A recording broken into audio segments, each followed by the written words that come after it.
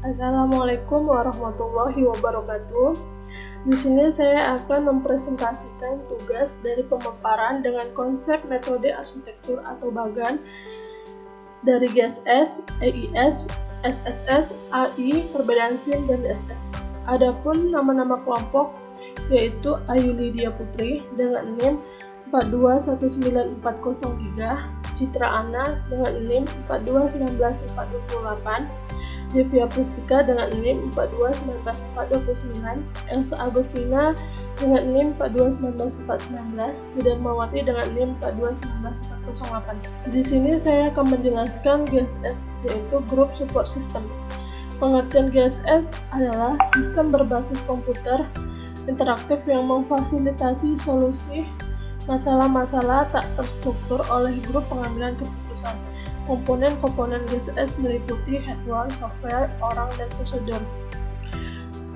Tujuan dari GSS yaitu untuk meningkatkan produktivitas dan keefektifan pertemuan-pertemuan untuk mengambil keputusan, baik dengan mempercepat proses mengambil keputusan atau dengan meningkatkan kualitas keputusan yang dihasilkan. Kelebihan dari GSS: 1. Grup lebih memahami masalah daripada individu. 2. Grup lebih cepat menangkap kesalahan yang terjadi daripada individu. 3. Grup memiliki lebih banyak informasi. 4. Anonimitas, mengusir rasa takut yang menyebabkan keputusan lebih baik dari berbagai mengambil keputusan hierarki. 5. Paralel komunikasi, menghilangkan memonopoli, memberikan peningkatan partisipasi keputusan yang lebih baik. Kekurangan dari GSS: 1. Tekanan sosial agar selalu menyesuaikan diri. 2. Menghabiskan waktu proses lambatnya. 3. Keterbatasan koordinasi, perencanaan pertemuan yang jelek. 4. Kecenderungan anggota untuk mengandalkan saja yang lain dengan mengerjakan tugas. 5. Biaya-biaya infrastruktur untuk menyediakan perangkat keras dan perangkat lunak atau kamar konektivitas jaringan bisa sangat mahal. 6. Keamanan, terutama benar ketika perusahaan sewa fasilitas untuk GDSS. Selanjutnya, saya akan menjelaskan tentang EIS, ES, dan AI. Pertama, pengertian EIS merupakan salah satu sistem informasi manajemen yang berfungsi untuk memudahkan pembuatan keputusan yang dibutuhkan oleh pihak eksekutif senior. Selanjutnya, pengertian ESS, sistem yang digunakan di dunia kerja yang membantu karyawan agar bisa mengakses informasi dan data pekerja secara mandiri.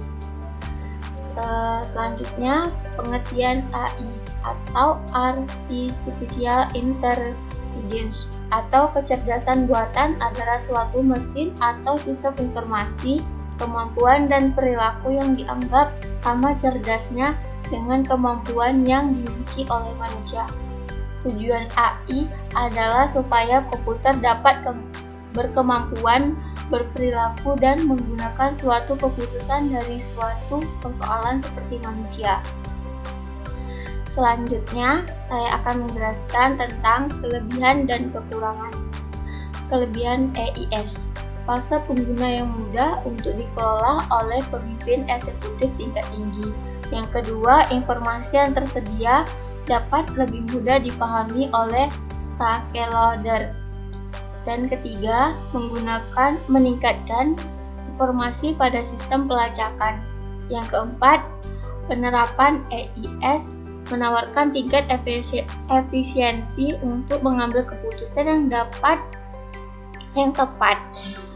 Yang kelima, sistem ini menyediakan pengiriman informasi tepat waktu sehingga tim manajemen dapat menentukan pengambilan keputusan secepat mungkin.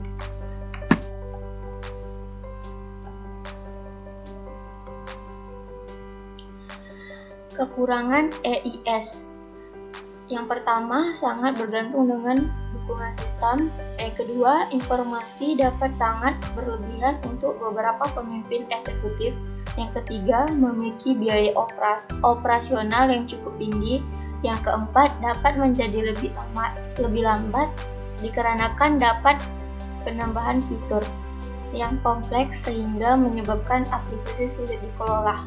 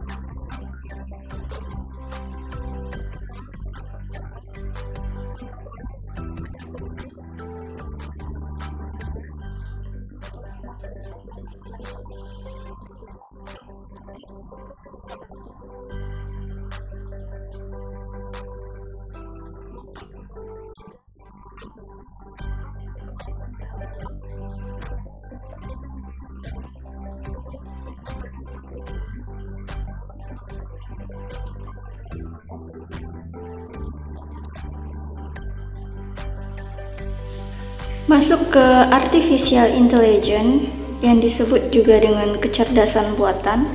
Nah, dalam artificial intelligence ini memiliki tujuan, yaitu yang pertama membentuk teknologi atau mesin yang lebih pintar dan memahami kecerdasan sebuah mesin.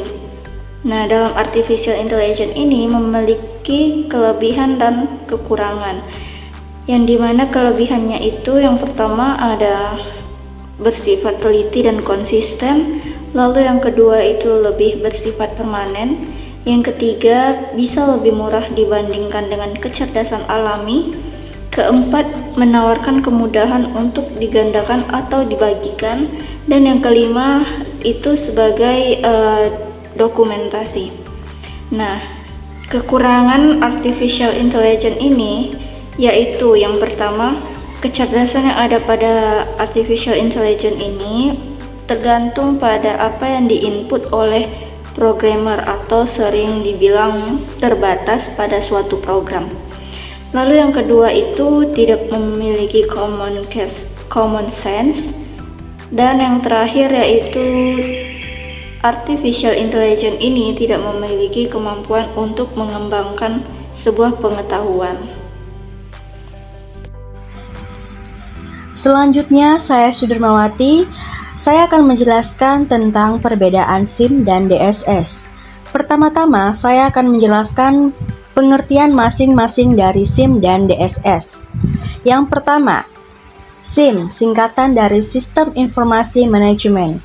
Sistem Informasi Manajemen adalah salah satu jenis utama dari sistem komputer karena sistem ini adalah kepala dari semua sistem lain dalam menjaga dan mengendalikannya. Konstituen utama dari sistem ini adalah para karyawan. Selanjutnya adalah DSS, singkatan dari Decision Support System. Sistem yang sangat penting untuk organisasi besar manapun adalah sistem pendukung keputusan, disingkat DSS. Sistem ini, seperti namanya, sangat ideal untuk membuat keputusan yang tepat untuk bisnis apapun. Pengambilan keputusan adalah proses penting yang melibatkan pertimbangan semua operasi utama, perakiraan, aktivitas, perencanaan, dan pengolahan berbagai fungsi. Selanjutnya saya akan menjelaskan tentang kelebihan dan kekurangan dari SIM dan DSS. Pertama kita akan membahas tentang SIM atau Sistem Informasi Manajemen. Kekurangannya yang pertama, bertambahnya angka pengangguran, dan yang kedua, keamanan yang mengharuskan untuk canggih. Selanjutnya, kelebihan dari SIM. Yang pertama, sebagai media pengambilan keputusan, dan yang kedua, sebagai media penyedia data, yang ketiga, sebagai media komunikasi, yang keempat, sebagai media penyimpanan terbesar, dan yang kelima, hemat. Selanjutnya, kelebihan dan kekurangan dari DSS atau Decision Support System. Kelebihan DSS yang pertama, meningkatkan kecepatan efisiensi kegiatan pengambilan keputusan. Yang kedua, DSS juga mempromosikan pelatihan dalam organisasi. Yang ketiga, ini mengotomatiskan proses manajerial yang monoton, yang berarti lebih banyak waktu manajer dapat dihabiskan untuk pengambilan keputusan. Yang keempat, Decision Support System atau DSS dapat meningkatkan komunikasi interpersonal atau interpersonal communication dalam organisasi. Selanjutnya, kekurangan DSS.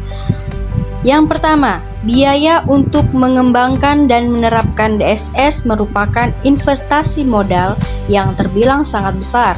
Yang kedua, perusahaan bisa ketergantungan pada DSS.